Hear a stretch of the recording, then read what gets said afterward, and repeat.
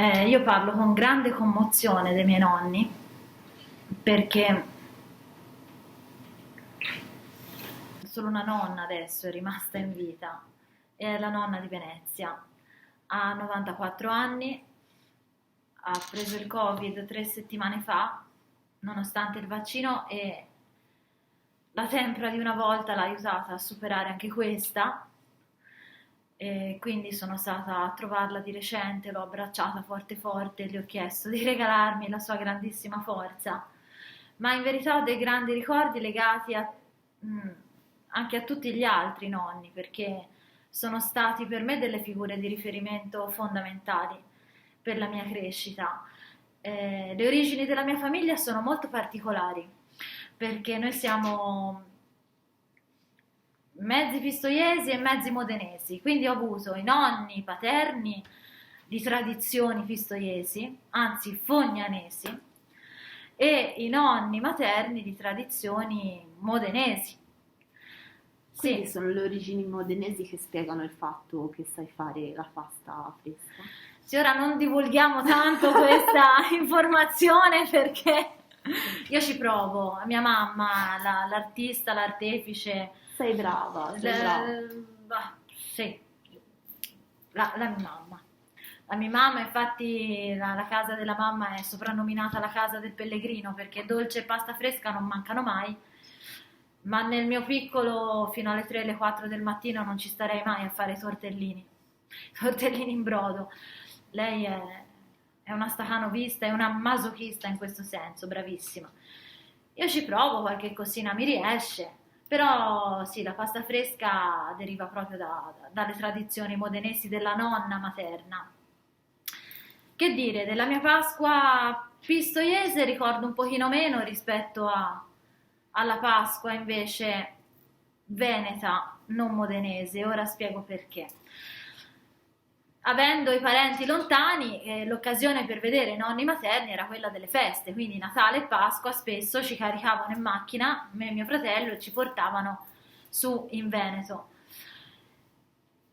Però ricordo che la nonna Maria, la nonna nata qui, andava già dal giovedì santo a comprare al panificio del paese la pagnotta con l'uva, quella che in verità in centro a Pistoia la chiamano scola, no? La pagnottina quella buonissima con l'uvetta e i chicchi d'anice, mentre al paese dove abito tutt'oggi, Fognano, sulle colline montalesi, al forno la chiamano pagnottina con l'uva, ma di fatto che cos'è? È la scola. Quindi della Pasqua qua a Pistoia ricordo questo. Della Pasqua a Venezia molto di più. Dunque, mia mamma è nata a Modena perché i miei nonni erano, e una è tuttora modenese. Poi per il lavoro del nonno Americo, non Amerigo come mi rimproverava sempre la maestra che non capiva un cavolo. Diceva Amerigo si chiama tuo nonno, tu sbagli a scrivere, ma lo saprò io come si chiama mio nonno si chiama Americo. Faceva il pastore, quindi quando mia mamma era piccola, aveva 4 anni, decise di trasferire la famiglia e tutto il gregge dall'Appennino tosco-emiliano alle Dolomiti. Dolomiti è al confine con l'Austria. E quindi di conseguenza lui ha fatto una vita di transumanza sulle Dolomiti veneto-austriache, mentre mia nonna è rimasta a crescere i figli in città, ovvero a Venezia. Cosa ricordo della Pasqua veneta? Ricordo appunto con il lavoro di pastorizia del nonno, ricordo che venivano macellate tante bestie e quindi gli agnelli. E quindi all'inizio era insomma un trauma per una bambina piccola, però il nonno riceveva molti riconoscimenti nell'ambiente religioso della città perché regalava le bestie migliori, la carne migliore la regalava al patriarca di Venezia.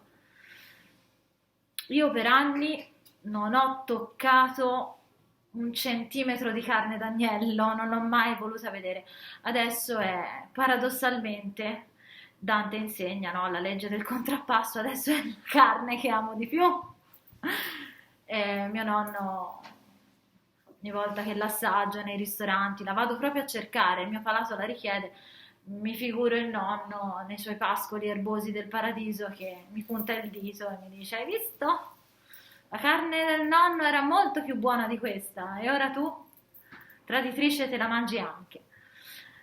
E quindi ho dei fortissimi ricordi legati alla Pasqua, proprio legata al mondo della terra, della pastorizia, un mondo umile che viene dal basso, che però ti trasmette quelli che sono i valori più alti, no, dell'essere umano.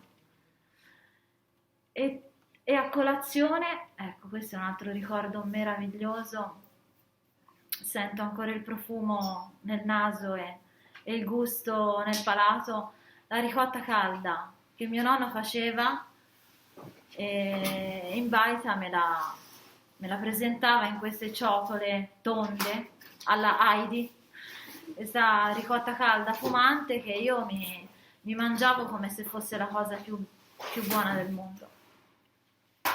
Grazie. Grazie a te. L'ultima domanda. Sì. E oggi i nonni che, cioè, ti è rimasta comunque una nonna? Sì, una nonna, la nonna veneta. Sì. Come la festeggi la Pasqua? Purtroppo negli ultimi 2 anni non l'ho più festeggiata perché la pandemia ci ha confinati qui a Pistoia e come l'ho festeggiata? Un po' come tutti, all'ingrasso. E come la senti la nonna? Cioè, come vi sentite? Chiamo mia zia che col suo cellulare me la passa al telefono, a volte fa la videochiamata, ma la nonna di 94 anni è ipovedente, quindi non riesce neanche però sente la mia voce la riconosce, si commuove, io anche. Comunque la domanda che mi ha sempre fatto e che sempre mi farà fino all'ultimo dei suoi giorni è questa: tesoro, hai mangiato oggi? Grazie Grazie a voi, mille, grazie a voi, è stato bellissimo, grazie.